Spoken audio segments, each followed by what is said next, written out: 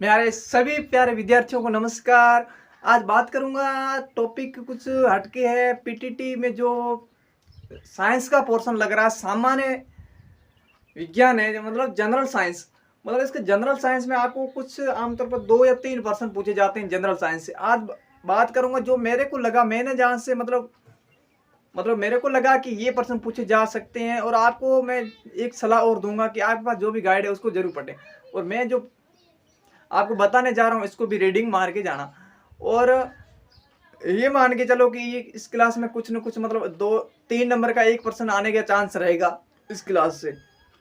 अगर आप guide plus ये पढ़ लेते हैं तो मैं समझता हूँ कि आपकी मतलब कुछ आसानी हो जाएगी, ऐसी मैं आशा करता हूँ। मेरे सभी जो भी कछुए देख रहे हैं मेरा चैनल, तो उनका स्वागत है। और अपने सपनों को साकार कीजिएगा, क्योंकि वर्तमान का युग कुछ मतलब बदल चुका है। पहले की वो दुनिया नहीं है, क्योंकि आज वर्तमान में युवा है मतलब काफी मतलब पहले युवा इतने मतलब अट्रैक्टिव, मतलब इतनी समझदार है। नहीं, वर्तमान के युवा मेरे को पता है सभी कुछ करने की मादा रखते हैं। और सभी एक युवा साथी जो भी मेरा ये चैनल देख रहे हैं, उनका मैं उनसे रिक्वेस्ट करूंगा, अगर आप नए हैं तो प्लीज चैनल को सब्सक्राइब कीजिए, लाइक शेयर कमेंट जरूर कीजिएगा। आज का वीडियो शुरू करूंगा देरी किए बगैर।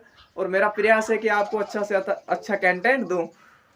और आज का वीडियो शुरू करते हैं। पहला है कि सामान्य विज्ञान, आपको सभी को पता है भौतिक विज्ञान है। पीटीटी में जो सामान्य विज्ञान पूछे जाएंगे 2 या 3%, क्योंकि फिजिक्स का जो भी बढ़ रहा था, मैंने जहाँ से नोट्स मतलब मैंने नोट्स बनाए और उसको मैंने यहाँ से इसको सेट कर दिया, जिससे कि आपको आसानी हो। पूरा वीडियो जरूर वॉच कीजिएगा, क्योंकि मैं कुछ बीच में ऐसी बातें भी बोलता हूँ जो आपको मिस हो सकती है अगर आप वीडियो स्किप करते हैं, यहाँ पे छोड़ते हैं। तो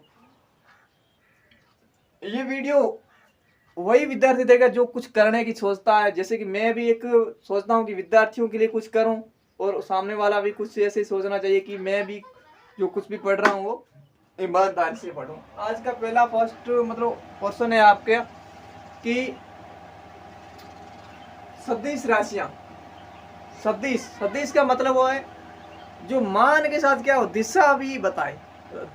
मान तो बताए, साथ ही क्या बताए, दिशा भी बताए, वो होता है सदिश।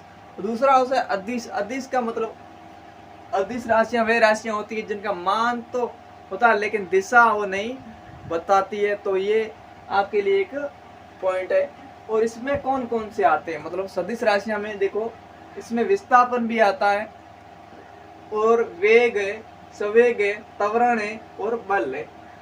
और त्वरण का मात्रक ऐसा ही है, मीटर या फिर सेकेंड होता है, ये भी आपको ध्यान रखना है। और आगे बात करूं, गुरुत्वाकर्षण बल का जो मान रखा गया है 9.8 मीटर सेकेंड स्क्वायर भी, कभी कभी इसका 10 भी मान रखते हैं, लेकिन ये इसका मान है।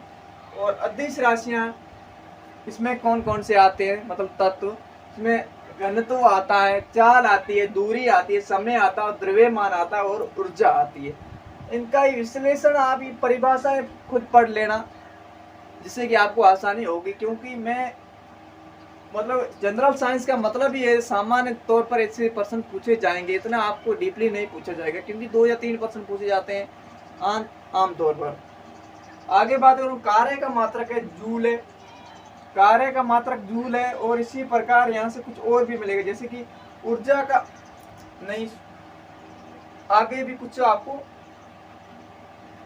आगे बात करूं कि ऊर्जा और द्रव्यमान में संबंध की बात करें, जो इसका समतुल्य द्रव्यमान और ऊर्जा के बीच समतुल्य बनाता है सापेक्षवाद का सिद्धांत। सापेक्षवाद का सिद्धांत क्या है, मतलब ये द्रव्यमान ऊर्जा के बीच में जो समतुल्य का कार्य करता है, तो ये सापेक्षवाद का सिद्धांत है, अल्बर्ट आइंस्टीन ने दिया है। तो ये आपको विशेष ध्यान रखना है, कभी कभी सिद्धांत भी पूछा जाता है कि किसने दिया। आगे बात करूं, वायुमंडलीय दाब मापने का उपकरण या यंत्र कहूं तो वो होता है दाब मापी, या पर बैरोमीटर, वो बैरोमीटर होता है। और आगे बात करूं, उष्मा का मात्रक है वो किलो कैलोरी। ये आपके लिए मोस्ट हो सकता है, मैं समझता हूँ ये, और ये सदिश वाला और ये अदिश वाला, ये आपको ध्यान रखना विशेषकर। आगे बात करूं बर्फ का गलनांक, वो बर्फ का गलनांक होता है आपके 0 सेल्सियस 0। और पदार्थ की 3 भौतिक अवस्थाएं होती, पदार्थ की 3 भौतिक अवस्थाएं, ठोस, द्रव और गैस, द्रव्य और गैस। और इसमें निरपेक्ष आर्द्रता की बात करूं तो मापने का यंत्र है वो है किलोग्राम में मापते हैं या फिर घन मीटर में मापते हैं, निरपेक्ष आर्द्रता। और आगे देखें तो कुछ लेंसों के बारे में आपको यहाँ से प्रश्न एक पूछा जा सकता है कि कौन सा लेंस प्रयोग किया जाता है इस दृष्टि दोष में। उत्तल लेंस की फोकस दूरी होती है वो हमेशा ऋणात्मक होती है, किसकी? अवतल लेंस की। और उत्तल लेंस की बात करूं, उत्तल की तो होती है आपके ऋणात्मक, लेकिन अवतल लेंस की होती है फोकस दूरी होती है वो होती है धनात्मक, मतलब प्लस में होगी। और ये ऋणात्मक का मान माइनस में होगा मान। आगे देखें तो लेंस की क्षमता मापने का उपकरण और यंत्र है वो है डायप्टर। क्या है? डायप्टर है वो लेंस की क्षमता को मापता है। और इसी में से उत्तल लेंस की क्षमता होती है धनात्मक होती है हमेशा, और अवतल लेंस की जो लेंस की क्षमता होती है ऋणात्मक। ये आपको ध्यान रखना, ये आपको विशेषकर ध्यान रखना है। आगे देखें तो कुछ दोष दे रखे, निकट दृष्टि दोष होता है, दूर दृष्टि दोष होता है और जरा दृष्टि दोष होता है, दृष्टि वैषम्य दोष और भी होंगे, लेकिन ये विशेषकर है।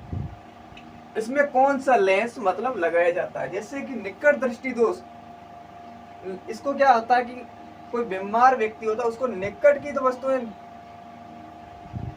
साफ दिखाई देती है लेकिन दूर की वस्तुएं स्पष्ट नहीं दिखाई देती है, निकट दृष्टि दोष। इसमें इसका अवतल लेंस का प्रयोग किया जाता है। आगे देखो तो दूर दृष्टि दोष है, उसमें उत्तल लेंस का प्रयोग किया जाता है। और जरा दृष्टि दोष है उसमें द्विफोक्सी लेंस होता है, द्विफोक्सी लेंस का प्रयोग किया जाता है। उसी प्रकार आगे बात करूं दृष्टि वैषम्य दोष होता है जो उसमें बेलनाकार जो लेंस होता है उसका प्रयोग किया जाता है। तो ये था आपके इस लेंस के विषय में।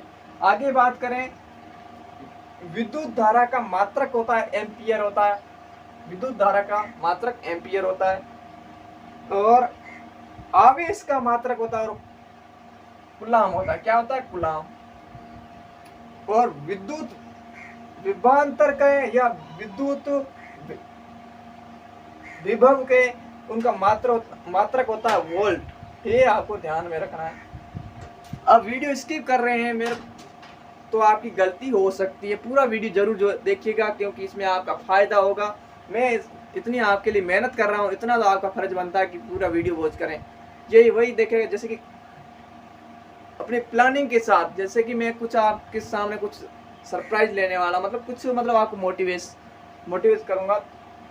2 मिनट आप जरूर रुकिएगा। आगे बात करूं फ्यूज का गलनांक है कम यानी न्यून होता है। और फ्यूज है मतलब किस मिश्र धातु से बनता है? तो सीसा और टिन।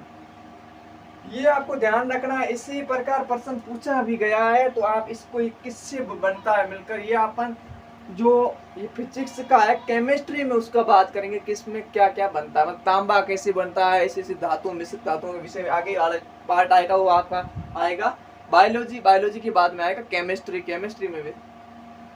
और आगे बात करूं विद्युत शक्ति का मात्रक होता है वाट और विद्युत ऊर्जा का मात्रक होता है वोल्ट। ये आपको ध्यान रखना है। आगे देखें चुंबकीय फ्लक्स होता है वो वेबर से मापा जाता है, वेबर से। जैसे कि गत साल प्रश्न ये नहीं था लेकिन इस प्रकार से पूछा गया, किसी के मतलब तरंगे पूछे गए। जैसे कि आधुनिक जो राडार होता है, राडार जो मतलब सैनिक संसाधनों में उपयोग में होता है, मतलब एक प्रकार से होती है राडार भारतीय सेना के लिए। वो प्रयुक्त तरंगे उसमें कौन कौन सी होती है? उसमें रेडियो तरंगे होती है, पराध्वनिक तो सर में होती है या फिर ये तीनों होती है सूक्ष्म। तो इसमें इसका उत्तर रहेगा ये सूक्ष्म तरंगें होती है जो आधुनिक राडार है उसमें प्रयोग की जाती है। मतलब इसके तरंगों के विषय में मेरे को बहुत कम जानकारी मिली, लेकिन मेरे को जितना मेरे को मिला मटेरियल वो आपके सामने मैंने प्रस्तुत किया है। उम्मीद है कि अच्छा होगा। मैं आपको बता देता हूँ कि जैसे कि कुछ प्लानिंग के साथ चलो, जैसे कि भारत में अंग्रेजों का और मुगलों का शासन, मतलब मुगल और भारत पर, मतलब मुगल और अंग्रेज कैसे कामयाब हुए, क्योंकि वो संगठित थे। लेकिन यहाँ के महाराजा थे वो क्या थे, संगठित नहीं थे एक साथ, मतलब कुछ प्लानिंग के साथ नहीं थे, वो बिखरे हुए थे। वो एक दूसरे को भंग करने की मतलब चेष्टा रखते थे। लेकिन उनका अंग्रेजों का और जो मुगल थे उनका एक मतलब वो संगठित रहते थे, मतलब कोई भी युद्ध करते थे तो वो पहले योजना बनाते थे और मैदान का भ्रमण करते थे। लेकिन ऐसा महाराजा राजस्थान के विषय में देखें, यहाँ पर भारत के विषय में महाराजा वो ऐसा नहीं करते थे, वो एक दूसरे को मतलब खदेड़ने की कोशिश करते थे, इसलिए वो कामयाब नहीं हुए। इसलिए आपको कहता हूँ कि कभी भी कोई भी तैयारी करो प्लानिंग के साथ करो और सिलेबस को पूरा माइंड में रखो। तब तक के लिए जय हिंद। अगर नए हैं तो एक बार पुनः कहूँगा सब्सक्राइब कीजिए और बेल आइकन का घंटा दबाना ना भूलिएगा। लाइक शेयर कमेंट जरूर कीजिएगा। ये विद्यार्थी उन सभी के लिए जाना चाहिए जो ये सोचते हैं कि हमारा नंबर नहीं आ सकता, लेकिन एक अच्छी प्रिपरेशन करेंगे तो जरूर आपका नंबर आएगा, ऐसी आशा है। तब तक के लिए जय हिंद। मिलते हैं।